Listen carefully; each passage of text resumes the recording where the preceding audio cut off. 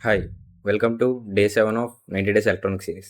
ఈరోజు వీడియోలో కెపాసిటర్ అంటే ఏంటో సింపుల్‌గా చూద్దాం. కెపాసిటర్ అంటేనే సింపుల్‌గా చెప్పాలంటే ఇదొక 2 టెర్మినల్ ప్యాసివ్ కాంపోనెంట్. ఇది సింపుల్‌గా చేసే పని ఎలక్ట్రిక్ ఛార్జ్‌ని టెంపరరీగా స్టోర్ చేస్తుంది. అండ్ ఇది మెయిన్‌గా ఎక్కడ వాడతారంటే ఎప్పుడైనా వోల్టేజ్ ఫ్లక్చుయేట్ అయినప్పుడు ఆ వోల్టేజ్ ఫ్లక్చుయేషన్స్‌ని తగ్గించడానికి కెపాసిటర్ అనేది యూజ్ చేస్తాం.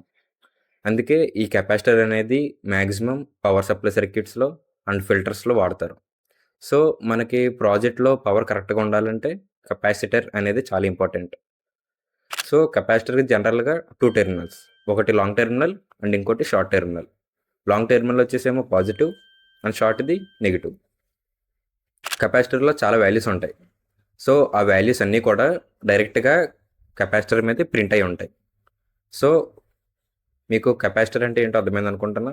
అండ్ మళ్ళీ రేపటి వీడియోలో కలుద్దాం. Do follow think with CV. Let's build with understanding. By.